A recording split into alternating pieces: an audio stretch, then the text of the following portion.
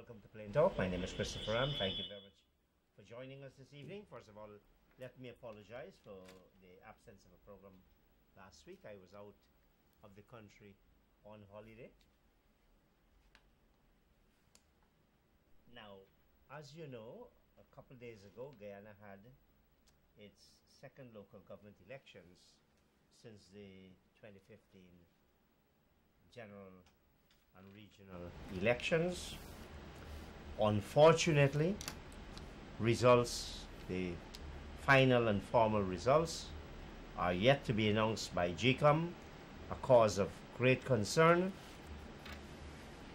and we can only take what the press tells us, and in the case of the PPP Civic, some of the statements made by its General Secretary, Mr. Barrett Jagdeo. To discuss, however, these elections, because we had planned to do so in advance, is Mr. Ramon Gaskin, known commentator on matters political and otherwise. And I'll start by asking you, Ramon, as I welcome you to Plain Talk. Thank you. To give me your overall impressions of the results as we have been told they are. Well, I had been calling for a boycott of the elections for some time now, especially the boycott of the three main parties, because I believe all three of them had failed the electorate, and I was generally supportive of independent candidates. The results show that the independent candidates did not do well. But in terms of the three big parties we have here, it is clear that the AFC lost tremendously, whatever support they had in the past. And now we come to the PPP and the PNC. The PPP did a lot of mobilization. They're very good at that. I don't think you can beat the PPP when it comes to mobilization. And they had a better turnout of their people than the PNC did. But overall, the general turnout from what I see was low. In Georgetown was 28%, much lower than it was the last time. And therefore, I have to conclude, if only 3 out of 10 people willing to leave the house to go and vote, it means there's a widespread disaffection, dissatisfaction with the political parties, the main ones, and many people don't feel the need to go out and vote. And many people also don't believe, even though they're supporting these parties, still some of them, that it's really important to go and vote. So we had a very low turnout. And the PPP will claim it as some kind of victory. They see it as a dress rehearsal for 2020. That's how they're looking at it. And they think they're on a winning trajectory for 2020. The PNC at the present time appears to be leaderless. There's no leader. The leader of the PNC, President, ranges out of the country, not well as far as I understand. So they don't have no strong leader in charge of anything, although I guess a couple of those people are in charge down there. So my overall view of the elections is that it showed to me a couple of things, starting with the AFC. They have been wiped out from what I can see in Georgetown here. They got 2 seats out of 30, which is about 6 or 7% of the total. On the PR side, they didn't win any constituencies, but they got 6 or 7% on the PR side. And the PNC did a bad job of mobilizing its supporters, many of whom appears not to be interested and disaffected, and the PPP did a better job of mobilizing. But I'm not seeing any real movement, any crossover or nothing, except maybe in WIM and places like that, where a lot of some of the AFC supporters, the Nagamutu people, we told, went back to the PPP. We'll get to those matters. So, I wanted to get your overall impression. That's my overall view. Now, you mentioned the president, and we all know with some concern that the president's health is a matter of serious interest at this stage. he did campaign in the Yes. elections. Before he was out before he left the country, he was campaigning a little bit. along with ministers and so on. He was campaigning. So, do you think the absence of the president had any impact on the elections? Not really. If he were here, those who didn't want to go out and vote, they still wouldn't have gone. If he were here, I don't think so. Now, it is the party, how the party mobilizes. The PPP mobilizes much differently from the PNC. The PPP always is in a mobilization mode and structure with the GAU and the RPA and the culture. You mentioned the GAU and the we've always said that is so. But GAU and the RPA were far less prominent on this occasion. So it used to be said, GAU, RPA, the cultural and the religious. They do the work all the time. But in this case, the party itself did a lot of work. And it probably debunked that concern about this over-dependence of the party. No, but it is in fact a very well-oiled mobilization entity. Some of their people, the party had allocated and sent to the regions for a year now to stay there and work for a whole year. People like Colin Crowell and Dharam Lal, they're out in the regions for the last year working and mobilizing. So they have done a lot of work. But as a general rule, the party for elections does use these organizations to have them organize. But they've been serious here. They've sent Damlal and Crowell, for example. Those two have been in the interior. Who are not GAU, who are not rice producers, who are not the religious people. Now, party people. You mentioned the AFC. We know that the AFC was almost forced into the position of contesting these elections as a separate entity from its coalition partner, the APNU. What effect do you think that had? Oh, I think that was purely a Granger strategy. There was a purely a Granger strategy, and now we know what is the support that the AFC was able to garner. Now we know that there was 6 or 7%. But you say it's a Granger strategy, but President Granger was not in the negotiations with the AFC on this matter. These were negotiations taking place between the APNU and the AFC. Yes, but it's a strategy of the PNC. Okay. To let them go, in my opinion, I'm giving you my opinion. I'm not a member of any of those groups. Of course you're giving me your opinion, yes. To let us see exactly what support the AFC now commands. And if we go to 2020, for example, and you got 5%, you ain't claiming 40% anymore. You can get your 5%, because that's what has been established, that you got 5%. You might help me to go over the top, but you're going to get 5%. You're getting 40%. And the last occasion, the AFC was able to command, I think, 40% of the cabinet and so on. You see this then. If this was that the strategy by the APNU, you see this as saying to the AFC, look, don't come with no significant demands. No, that's what you're going to get, because the people have spoken and you got 5%. That's all you got. And we might still run with you, because 5% is still help them to get the 51. We're assuming we're talking about 2020, but you don't get 40%. Can you see, and I don't want us to go into, you're talking 2020 strategy. Yeah, I don't want to go that far. The 2020 election has started already. I know that, yesterday. But we're discussing the implications. Do you see any reasonable political party accepting moving from a 40% stake to a 5% stake? No, that's a recipe for saying no, isn't it? Oh, well, you don't want to take the 5%. You could go on your own if you want. All right, but that's, you don't get 40 because the rules, the numbers don't show that. Now, local government elections, like the midterm elections in the United States of America, which, like Guyana, still can't get its final results out. And I think we need to talk about Jacob. If it can't we were told at one time, oh, you're going to get all these results. The next day. The next day. Yeah, that fellow Lolo Field, I think. Lolo Field. He had said in 24 hours he could give you the results. Well, he hasn't done so. Well, the only way he could have done that, I guess, is if he had the results already pre-written. That is not true. He said he would do it in 24 hours. That is not true. Do it. I know he couldn't do it. You have these statements of poll. You have all these people with cell phones. And yeah, well, why you couldn't do it? There's no reason why it can't be done. There's absolutely no reason. I think GCOM has shown itself incapable. No, they've always, they're an incompetent group. We know that. I know that for a long time. The people who are running GCOM, I really don't have any confidence in any of them in the place.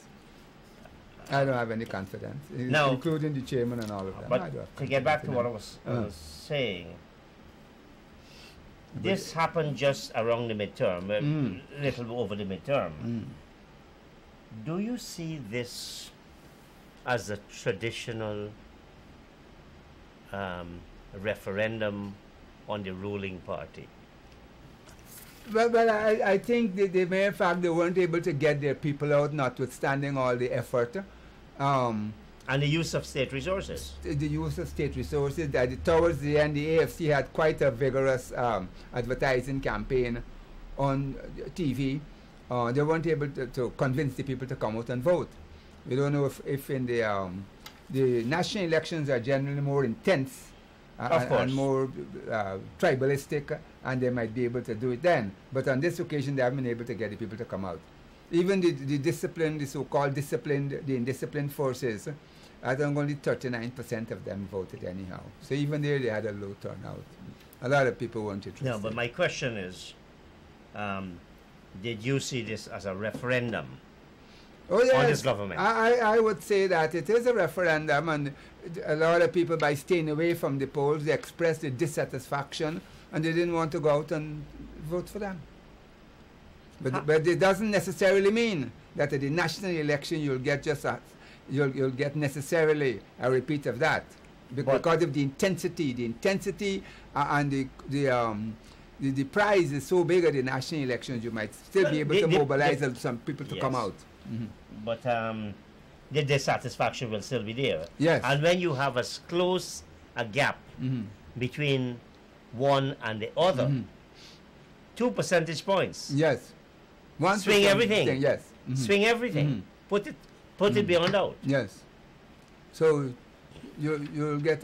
But I'm assuming that in the national elections, although the PPP sees this all as a dress rehearsal and they believe they have already won 2020, you'll get a lot of new groups, new parties coming along, and a lot of changes from now to 2020. And even the AFC may want to come out of government and go and rebuild their support among the people. We don't know. We'll have to see.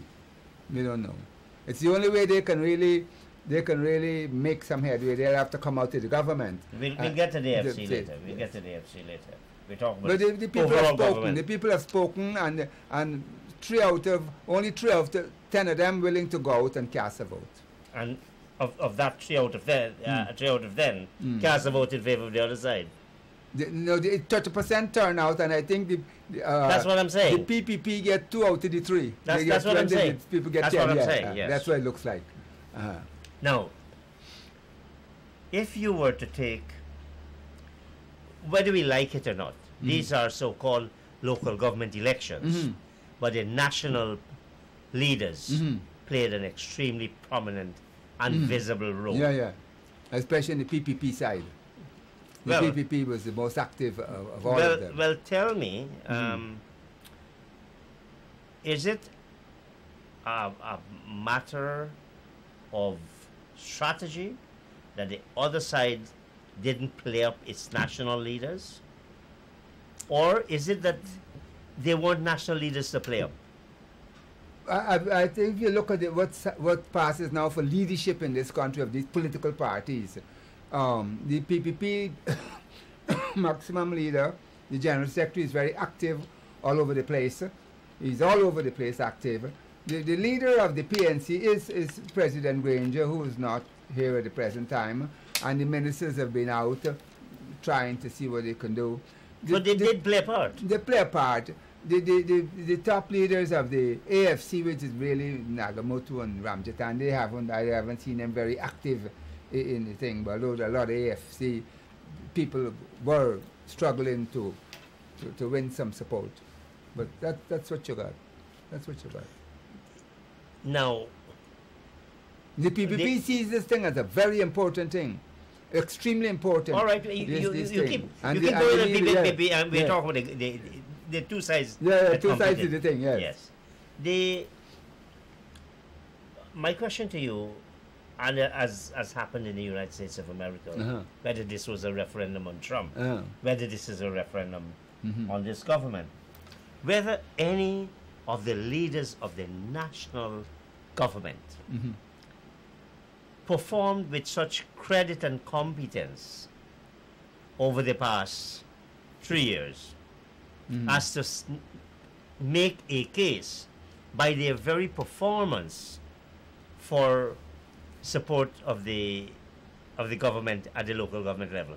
Well, I would say no. The few people who came out to support the parties are, I would say, the die-hard supporters. No, I'm talking about the leaders now. The leaders. The leaders, I don't think the electorate have considered, the way I look at it anyhow, that the leaders have done a great job in the last 2 years. Let's break it down. President Granger took himself out of the equation in the latter days of the campaign. That left you with Moses Nagamoto, Prime Minister, AFC. It's not quite clear. The chairperson of the PNC is Walter Lawrence. You have Basil Williams. You have Joseph Harmon. You have Carl Greenwich. Which of them have performed creditably in government for the last 3 years? I cannot say that I have an opinion that any of them have performed well over the last 3 years. I think this present administration, as a general rule, I would describe them as incompetent and in many ways corrupt, like the previous one. That would be my assessment of this present administration we have here. And I can't think of anything now that is so spectacular that I would say, yeah, this government is responsible for in the last 3 years. I can't think of anything. Nothing comes to mind. Nothing at all. One of the expressed disappointments in these local government elections is the disappearance of independent candidates. You actually had more independent candidates in 2016. And independent groups. And independent groups. Yes.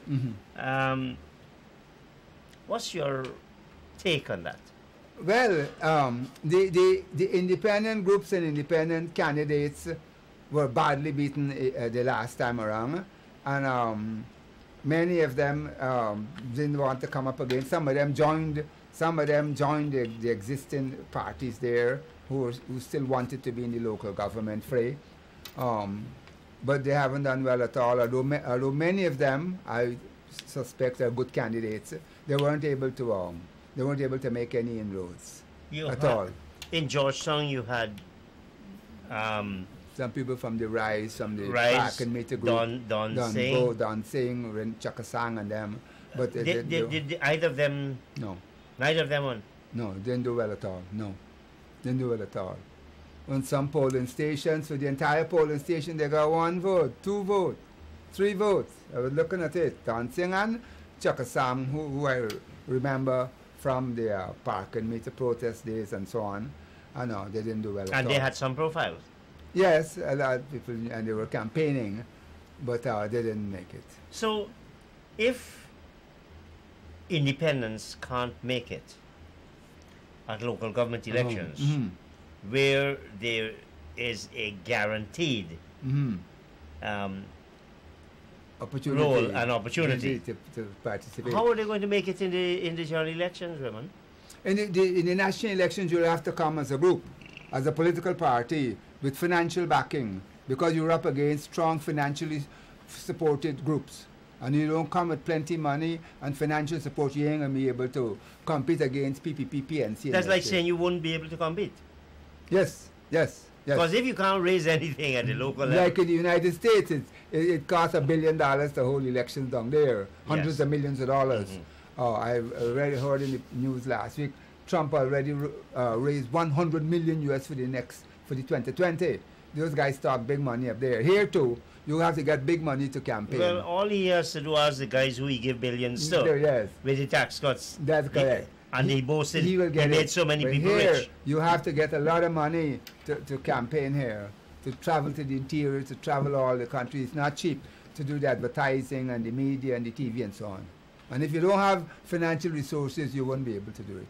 As he Bandu, the URP was badly beaten all over the place. They didn't make it at all. Badly beaten. Now, some time ago, in his capacity as leader of the Alliance for Change, mhm. Mr. Cameron Ramjatan said that if the AFC had joined with the PNCR, or he did not say, I don't think the APNU was in effect at the stage, it would be dead meat. Mhm. Was he prophetically correct? I would say that the AFC haven't joined with the PNC people into the last government, the present government here. They've lost the support they had. Because they'd run on that notion that they wouldn't join them. But they did eventually, I think prematurely. If they'd stayed out of the government, they would have been quite a powerful force now to reckon with. If they'd stayed out of the government and keep doing their political work, they would have been quite formidable by now. They didn't do it. Prematurely, they entered into government and they lost everything. I think that's what happened to them. Persons, if you read the bloggers, and Guyanese have this great sense of humor, this invitation to wake and invitation to funeral. Is that invitation premature? Of the AFC? AFC, that is dead? I think the AFC does have an opportunity to rebuild the party if they wanted to do it. So it's not dead? They cannot stay in government and rebuild the AFC. They have to come out of government if they want to rebuild the party. It's one or the other. You can't stay in government and rebuild party. You have to come out, go back to your people, talk to them, and rebuild the party. Now, they still have an opportunity if they want to take it. I have given some thought to this AFC's failure. Now, in my view, it is a bit simplistic and narrow to say that it's because it joined the APNU. Now, we are saying, you have said, that it was the absence of competence and incipient corruption demonstrated by the APNU plus AFC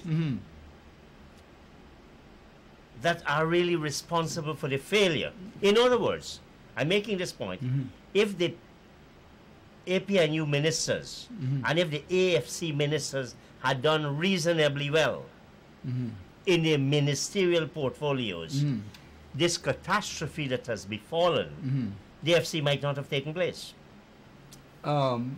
You could speculate on that, but I don't know. Any of them could have done better. Well, one is also speculating Yeah, and saying but the it's entire- because they joined the APNU. That Yeah, they- yeah, but the entire cabinet is not doing well. That's what I'm And, saying. Yeah, none of them doing That's well. what I'm saying. It's because but they if you all take failed. the UF Mansour Nadir joined the PPP. He was totally wiped out. His support came down to zero. He had won a seat and he took it to the PPP and he became a minister and he's finished. Well, he won one seat. Yeah, So- he won it and that was the end But of he it. remained a he remained a minister.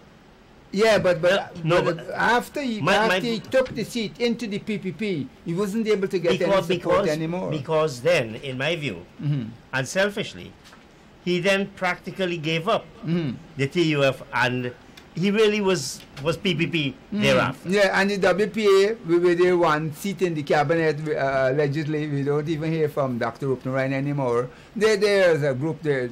Nobody worries with them anymore because they've gone into the PNC too.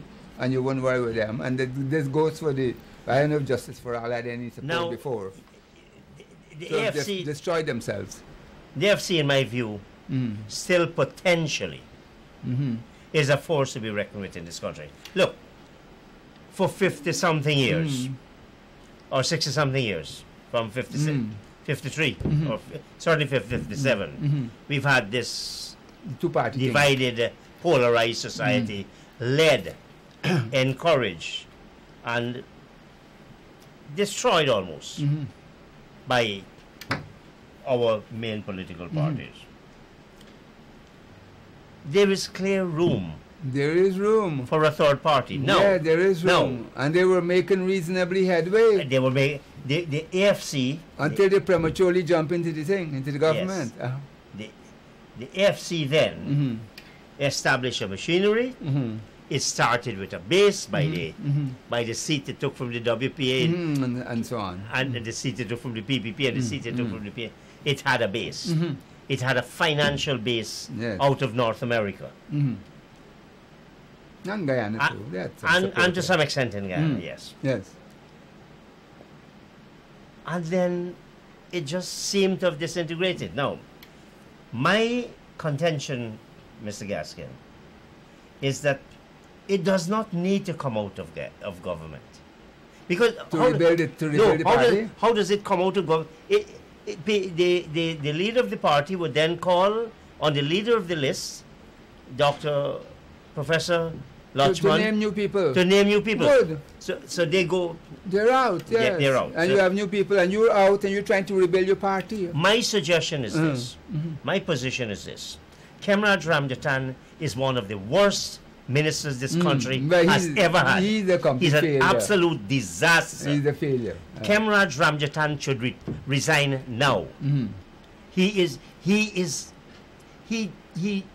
disgraces He's himself a as well. failure. Yes, he's a failure. Now, which of the AFC ministers have done well?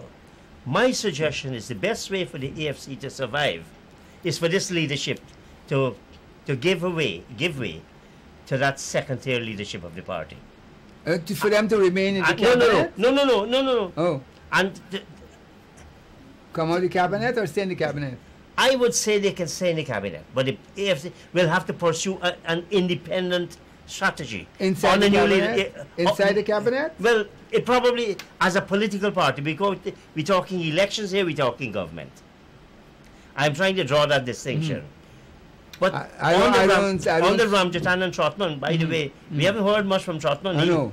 Very cleverly, he stays out He of... stays out of all of these things. unless it has positive... I think he's running for the PNC leadership if such a position should become vacant.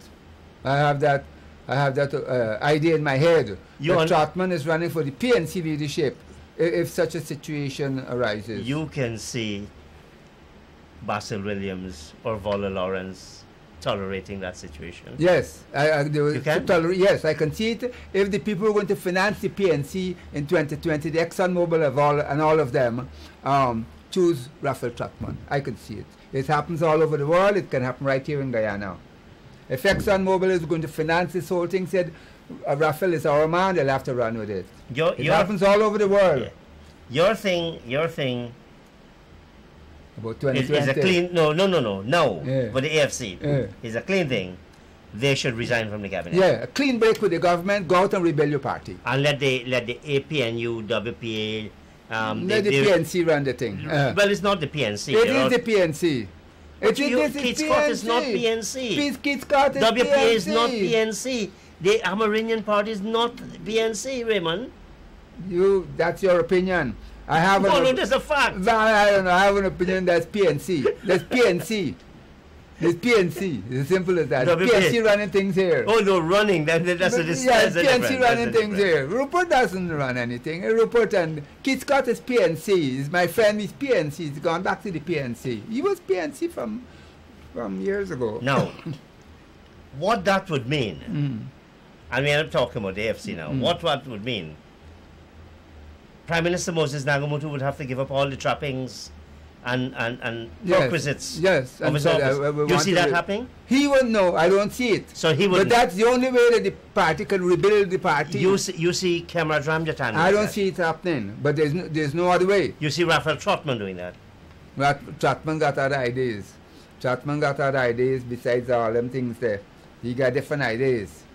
I think Trotman is waiting on Exxon sponsorship. But that's a different system. We'll see it play out in 2020.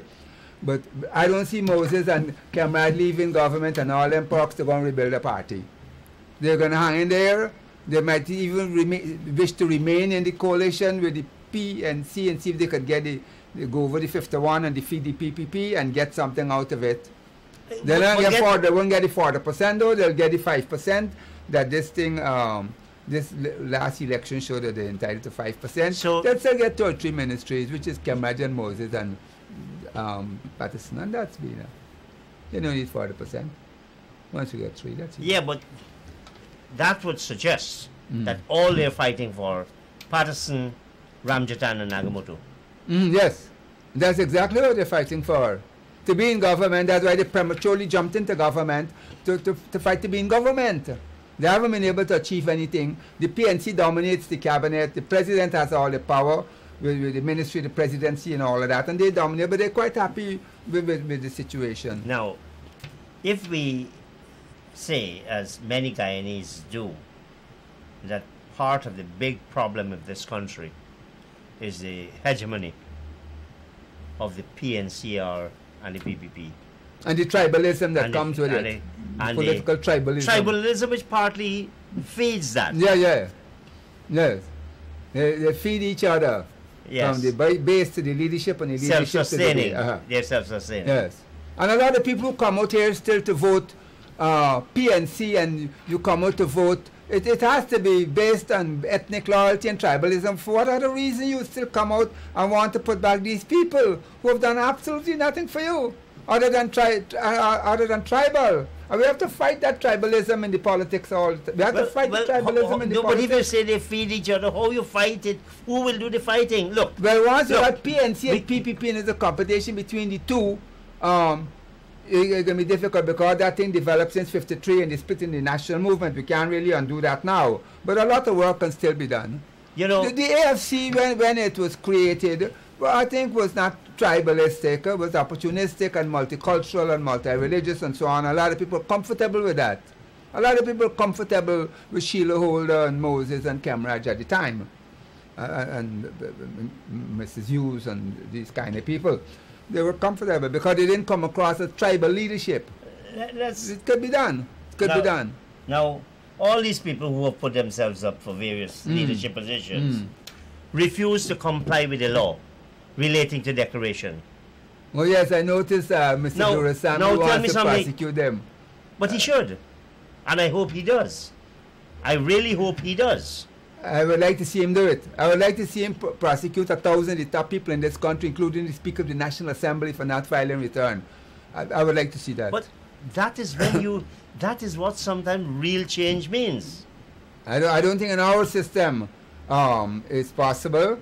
I think he doesn't have a proper comprehension of the system in this country. If he believes he can take the Speaker of the National Assembly to court for failing to file some document, he doesn't understand the system at all. So then you're saying, let's accept what's happening. No. No, well, what are you saying? No. I'm saying that... let him break the law. No. We're not saying let him break the law.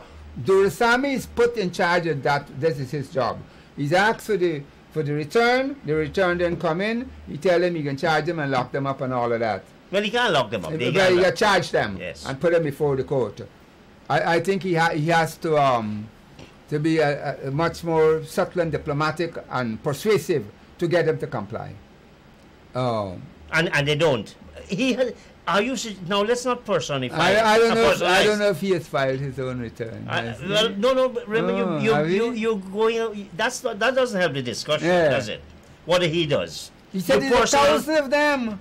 1,000 of them he wants to prosecute for failing to file. Well, I don't think it's 1,000. I don't think it's 1,000. Number. The point is this, though. The point is this: how else are they allowed to breach the law with impunity? No, they're not allowed to breach the law. You persuade them. All of them, they've been breaking the law for some time. He's called upon them to file. Many of them have filed. You got to keep after them to file.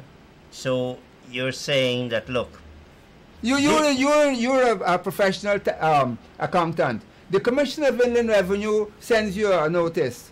Please submit your return for some year of assessment. He sends a second notice. Sometimes he sends you a third notice. You know, the government works like that. Government works like that. No, that's nonsense. That's nonsense. If you send 2 or 3, why not send 4 or 5? Yeah, but maybe should. But if you say, I asked for my thing, and you didn't send it, so now 1,000 of you, I can charge you 1,000. There's no 1,000. There's no 1,000. 100, 200. There's no 1,000. Starting so don't exaggerate it. Don't exaggerate it. Now, I don't know. The point is this. I don't know.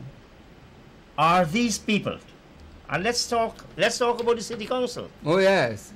Tell me about the city council. You have illegalities, which fail you to breach to comply with the law. And you have gross incompetence. Well, I gave hold on. No, about all of that. Don't personalize. They breach everything. No. So you are saying there should be no sanction. No, I'm not saying that. Just persuade them. Why should now? Tell me this. If Ms. Chase Rain, despite the abject failure under her mayorship, if she isn't allowed to go back as mayor because of incompetence or lack of performance, whatever you want to say, and there might be reasons for it, I don't know. But those who break the law are allowed a 3rd letter and a 4th letter and a 5th letter. Where do we go as a society? It becomes a breakdown of law and order, is it? There is a breakdown of law and order. In the case of City Hall, where there's a lot of corruption and stealing of public funds, that's a different thing where the man has not filed a return which he's supposed to file. He has to file it. As if you file tax return, you file the return, you have to file it. You know, I don't like to discuss tax matters. It's a different level that is not correct. If you don't file it, the Commissioner General raises an arbitrary assessment. That's what he does. Yes. Yes, well, he can do that, and he can tell you... No, you forget the... He has authority to do that. Because you're misleading the public when you say, you send your 3rd and a 2nd and a 3rd. They do send reminders, don't they send reminders? No. They send you, they give you a date by which you must file, failing which they raise an assessment. Do they do that now? Yes. On everybody? I don't know that. I don't work at the jail. No, but you seem to be justifying lawlessness. I'm not justifying lawlessness. You are. I'm saying that what the chairman of the Integrity Commission is attempting to do, apparently to prosecute. Now it's to prosecute all those who have failed to do that, to fail to file. Is that what he's threatening to do? I'm asking you what you think should be done.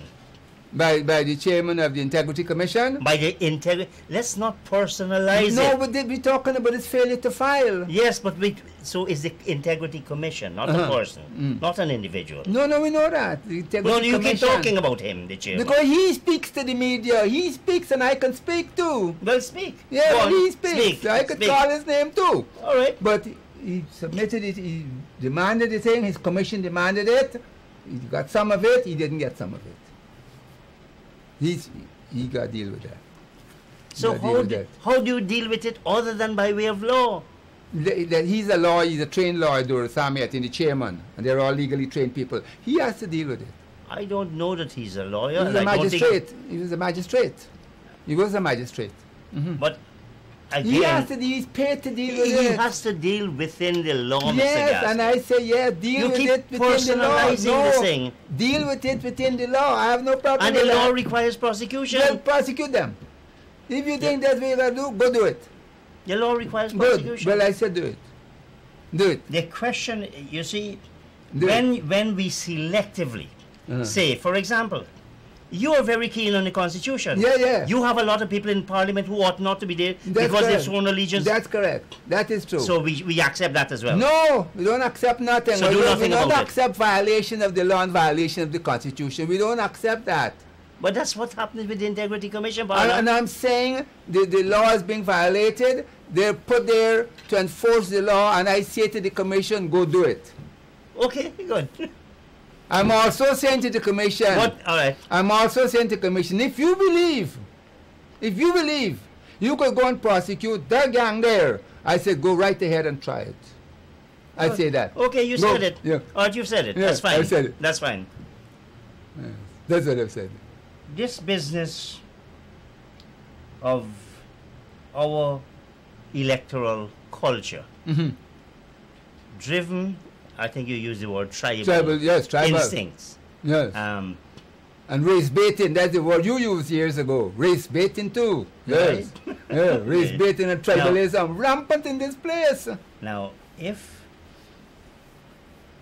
we allow, if our system allows someone who has failed miserably in the job, who has breached the law,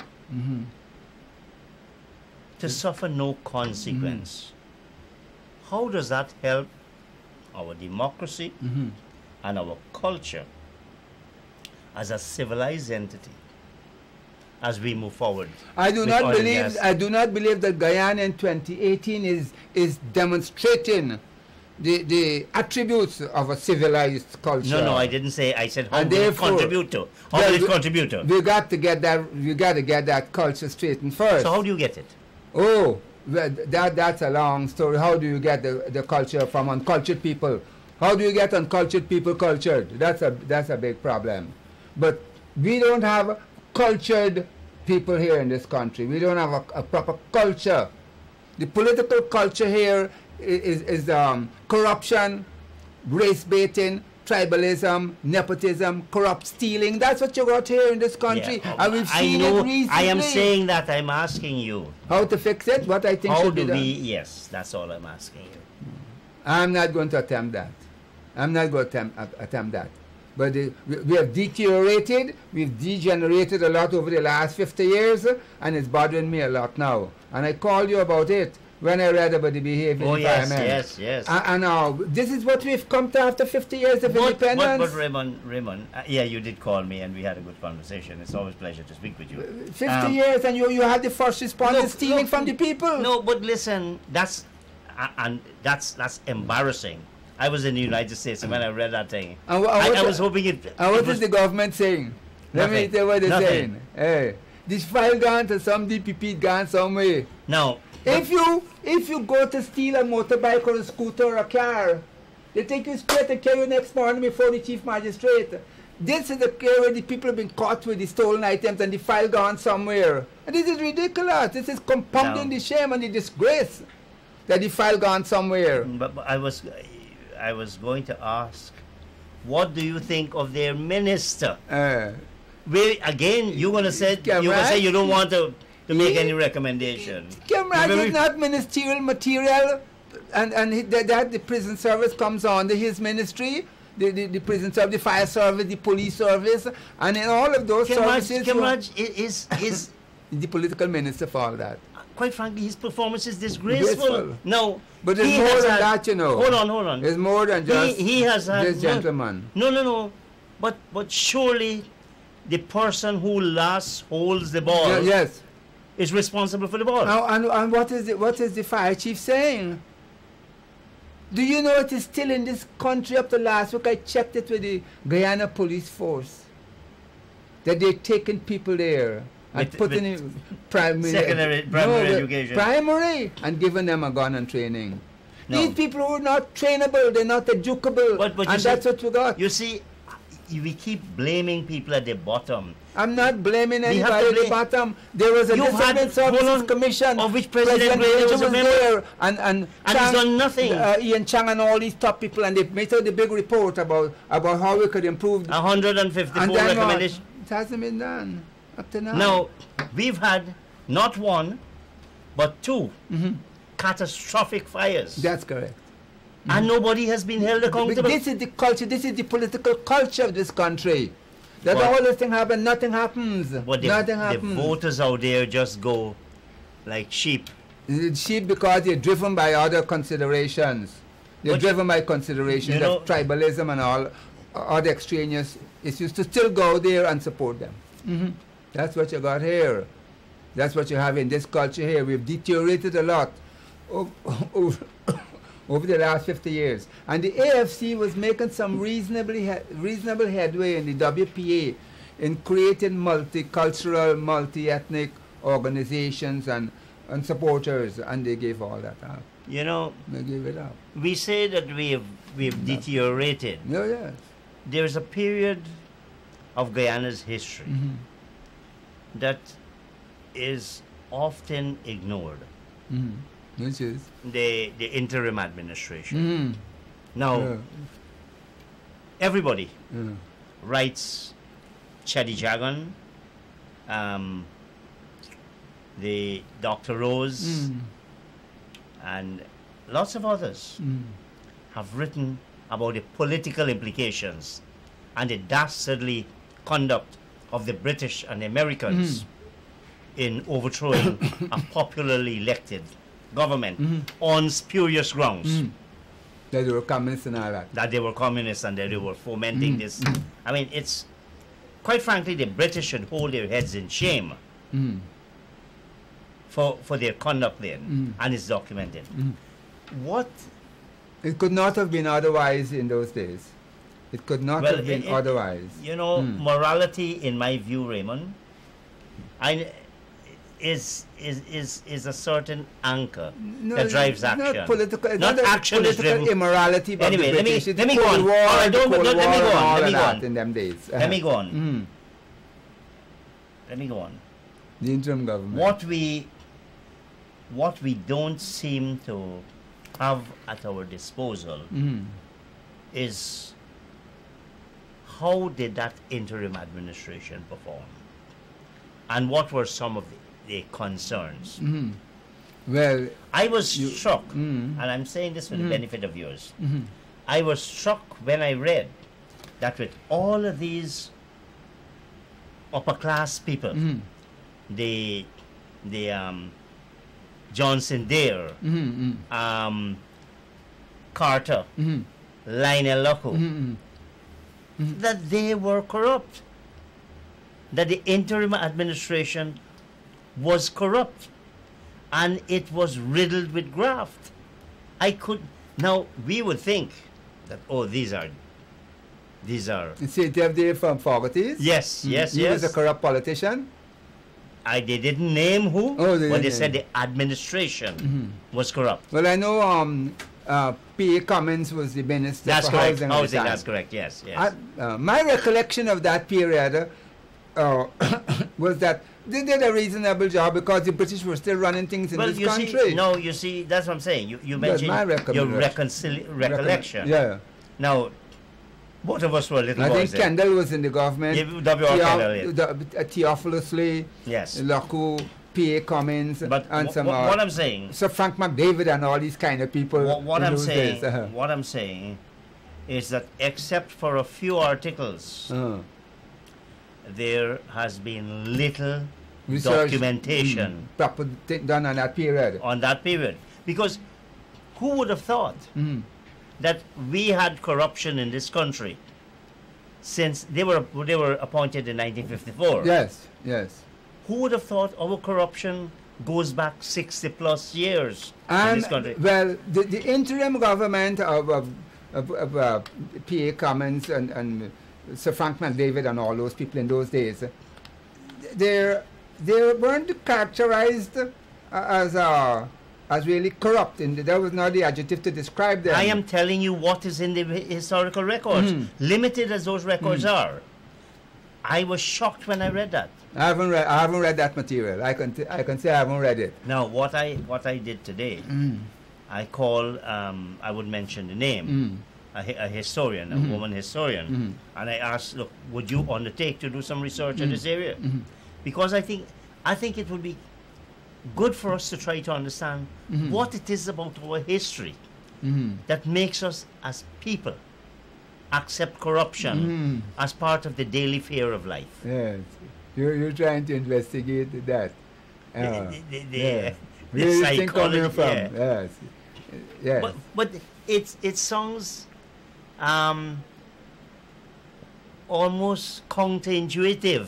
That, as you said, your recollection, but you were you were a little boy. They came out in 57. I was 15. But I haven't read the material. I can say I haven't read the material. I'll share it with you. But I think the British in those days used to run a tight ship. That's my understanding. I was in the public service in the colonial administration as a junior clerk, and my recollection of those days of up to 62 when I left the country, was that the British used to run a reasonably tight ship. That's my recollection. Well, remember, this was in the 50s. The self-government, adult suffrage came in when? 53 elections. And we had self-government then, was it? Then the Constitution was suspended. And an interim administration installed, made up largely of the ruling class of Guyana. Yes. Some of the words used: infighting, personal ambition, corruption, graft. That word struck me. So whatever might have been the public perception, and I think Justice Cummings was involved in some fairly significant housing development. Yes, I believe Lane Avenue. Lane Avenue and all that, yes. But that was part of the policy of the British government, because it felt, look, what we need to do is to reduce disaffection among the masses, find some housing, get some scholarships, give some school education, and then you're going to wean people away from the PPP. That was the strategy. Plus, in the interim, the PPP, they split the PPP. Yes. The PPP was split there, and the PNC arose. The PPP was split. PPP, Bornamite, PPP, Jaganite faction and all that, and then the PNC was formed out of all of that. Now, let's go back to where we started.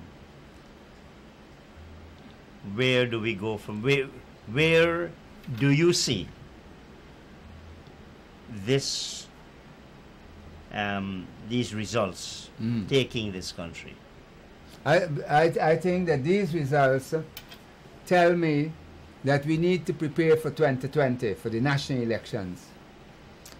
That's what it tells me. But you have said that the national elections will be determined by whoever Exxon Mobil wants to be in government. In large measure, they will be financing a lot of it, and they have their own friends and so on. But and that's despite the strict rules. Yes. Under which they operate. So unless we organize and mobilize people, in 2020 you'll end up either with, you have four things you could have, four options in 2020. You'll either get a PPP victory, again, with Jagdio's puppet nominee in 2020. You'll get a PNC rigged election. You'll get new parties coming on the scene by 2020 that would impact the vote.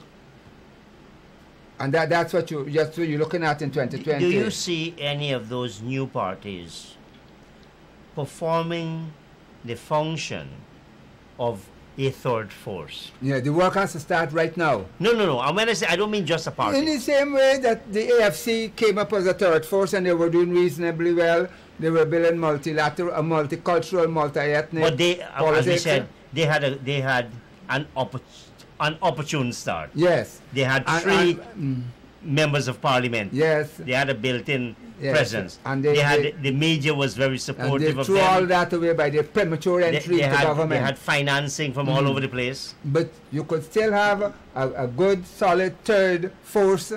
The work has to start now on that. It would not have those advantages that the AFC was able to It garner. would have those advantages. You still have good people out there. You still have money available for good people.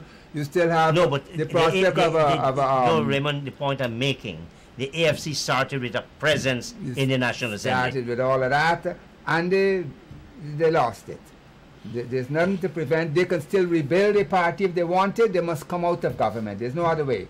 But for all the people who want to participate for 2020, you either can get a PPP victory with Jagdio's nominee, or a PNC will have to rig it to win, or you'll have to get a third force that could determine who's going to run this country in 2020. And then you have, of course, the Exxon people who will want to put their own people in charge here, because 2020 is first oil. So that's what you got in 2020. That's what you think. That's what you think. These elections pointed. Yes. This is what these elections pointed. Those four options we have: Jagdio, PNC, the third group, and Exxon people. That's what you got coming up in 2020. You don't see as another option that you have a PNC, sorry, an APNU plus AFC with a completely different mathematical configuration.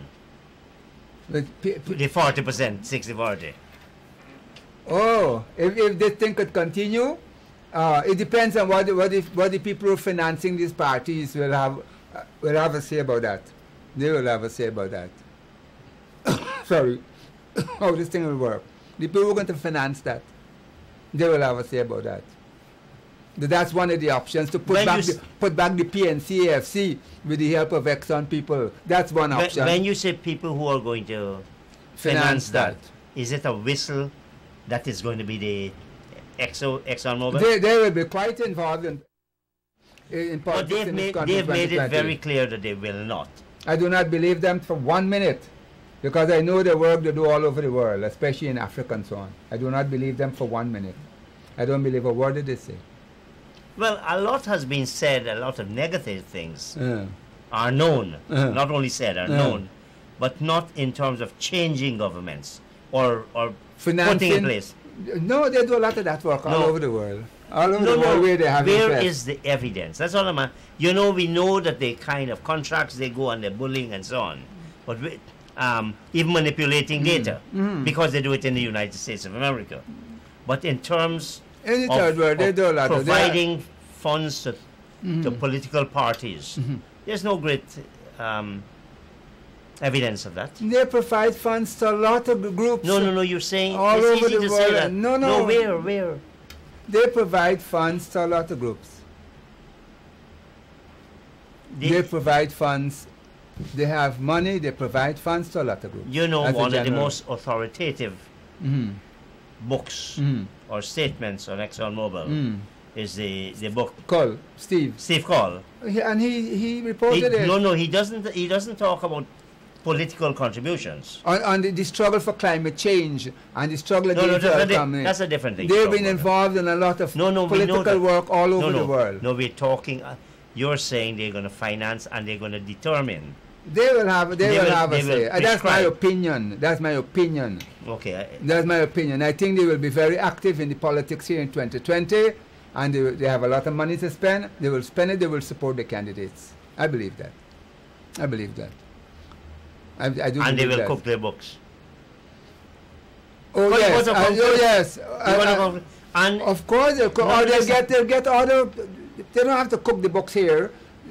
They have hundreds of companies all over the world that they can use as vehicles to finance things in this country. They don't have to cook books here for that. Yes, but they still have, the parent company would still have to disclose. Can you see them risking that? Is Guyana, we know Guyana is a big part of their crown now. Can you see them willing to stake everything based on Guyana and the political leadership in Guyana? The ExxonMobil, by supporting political groups in this country, I don't see that as a big problem, risking anything in the United States. I don't see it as a big risk of anything in the United States. With the kind of journalism that takes place in this country now, in this world now? Yes, I do not see that they're running big risks. Even with the Steve Cole and the Global Witness and Open Oil and all these places? I don't see them running big risk if they were to put some money into the elections here. I don't see that. They have ways and means of doing things like that. I don't see it at all. And for a billion-dollar companies, it's not a big problem. All right, and you don't see any political party here saying that no, we are not going to take that money, because that would be almost suicidal, wouldn't it? When these political parties take money from all those people, they don't announce it. We don't have any proper election financing laws in this country that force you to disclose anything. The political parties will take money from them if it's available, and through some other intermediaries and so on, and they won't disclose it and you wouldn't know. The PPP has been receiving large sums of money for decades now, and the PNC recently, they were receiving large sums of money from local people and overseas. They never disclose anything to anybody, but they do. They receive it. So we ain't going anywhere. We don't have the reform. No. In a matter of who's financing these people? No, and generally, no. Corruption, reform, electoral reform, constitutional reform.